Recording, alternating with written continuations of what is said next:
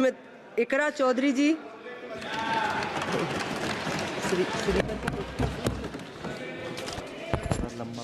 Thank you, Speaker, ma'am.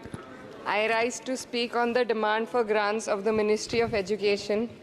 And while the Union Ministry of Education recently celebrated the 4th anniversary of NEP 2020 with the week-long Shiksha Saptah, this grandstanding does nothing to address the stark reality.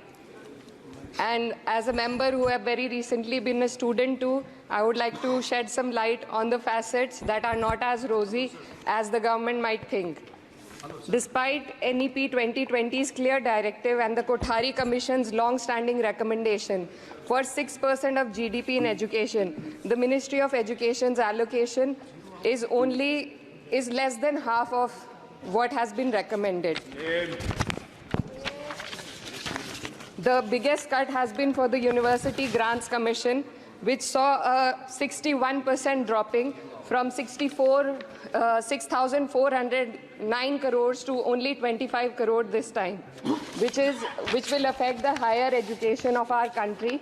And in 2020, India's average learning adjusted years of schooling was 7.1 years, lagging behind countries like Mexico, Kenya, Sri Lanka, Iran, UAE, and even Palestine.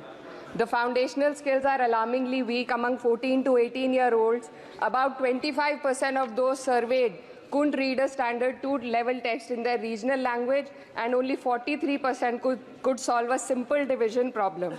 Shockingly, nearly 43% of undergraduate students also struggled with basic division. This report is a testament to the fact that in reality our education system has failed to educate a large section of the population, especially students from underprivileged backgrounds dependent on state-run education. Speaker, ma'am, higher education, especially for women, is crucial to gaining empowerment and employment. And the AISHE report shows that only 10.4 colleges in the country were exclusively female. The constituency that I represent and other such areas in the country where patriarchal beliefs have prevented women from accessing co-ed colleges. Therefore, we need women specialized institutions so that women can get educated and get further in the society. Ma'am, पिछले 7 साल में देश भर में 70 paper leak हुए हैं, जिससे 2 करोड़ युवाओं की जिंदगी बर्बाद हुई है। नीट, नेट और अन्य ऐसे पेपर लीक से हमारे देश की परीक्षा कराने वाली संस्थानों की छवि पर गहरा धब्बा लगा है, और जिसके कारण देश के युवा का इस सरकार के निष्पक्ष परीक्षा कराने की क्षमता से भरोसा उठ चुका है। इसी के संदर्भ में NCRB की जो स्टूडेंट सुसाइड रेट है वो 7.6 हो गई है, ऐसा 2022 की रिपोर्ट में बताया गया था।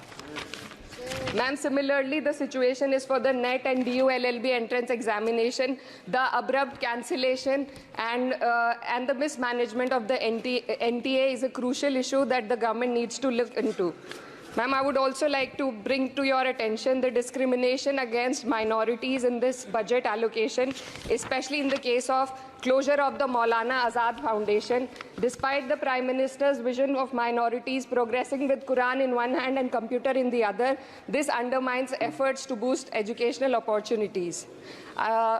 What we also need in today's time is quality STEM education, as outlined by India's National Education Policy 2020, and it is crucial for fostering critical thinking and preparing our youth for 21st century challenges. But, ma'am, only 18.4% schools have functional computer labs, and there's a significant gender gap in STEM enrollment, with only 28% of females compared to 36% males. While the government now promotes Digital India, it would do well to take a leaf from the Samajwadi Party's government under Akhilesh Yadav ji, which began distributing free laptops to class 12 students in 2012, effectively combating computer illiteracy and bridging digital divide in rural Uttar Pradesh. Educational freedom index में भारत की स्थिति काफ़ी हद तक खराब है, हमें निचले 30% देशों में रखा गया है। The intertwining of political agendas with Indian higher education has worsened under the current government. Key historical and scientific facts are being erased from textbooks to advance a certain kind of narrative. Mughal history is continuously distorted and erased.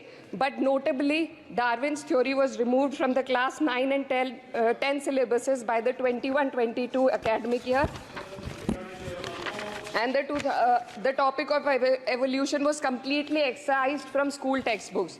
This distortion of educational content undermines academic integrity and damages India's educational ethos. Ma'am, when we are competing for in the world with first-class countries, we also need to look into why our students need coaching in spite of having schools and higher education and those funded by the government. The incident of 3 students dying in UPSC coaching has once again exposed the harsh reality, just a minute, man, and plight of a significant segment of our population. These young individuals, hopeful of securing government jobs, endure poor living conditions in places like Kota and Rajendra Nagar. This situation calls for a deeper reflection on the shortcomings of our outdated education system. The coaching industry in India has become a critical part of the educational landscape due to the failures of the traditional schooling system. The national education policy fails to address why students rely on coaching in the first place. So, ma'am, I would like to end with certain demands to the minister for my constituency. मेरे संसदीय क्षेत्र कैराना में आपके माध्यम से सरकार से मैं मांग करती हूँ कि विजय सिंह पथिक डिग्री कॉलेज कैराना में बीएड, एलएलबी जैसे कोर्सेज शुरू किए जाने चाहिए, जिनसे युवा और महिला अपने रोजगार खुद ढूंढ सके। जनपद शामली के कैराना और ऊन में और सहारनपुर के नकुड़ में गर्ल्स डिग्री कॉलेज और गर्ल्स हॉस्टल खोले जाएं। जनपद शामली में नया केंद्रीय विद्यालय व जवाहर नवोदय विद्यालय खोलने जाने की मांग करती हूँ और मां शकंभरी देवी विश्वविद्यालय सहारनपुर को अपना कैंपस और विभिन्न प्रोफेशनल कोर्सेज चलाने के लिए विशेष धनराशि प्रधानमंत्री उच्चतर शिक्षा अभियान के अंतर्गत दिए जाने की मांग करती हूँ। उत्तर प्रदेश राज्य में शिक्षा मित्रों का संयोजन अध्यापकों के पद पर किया जाए ताकि प्राइमरी एवं जूनियर हाई स्कूलों में शिक्षकों की कमी को दूर किया जा सके। धन्यवाद।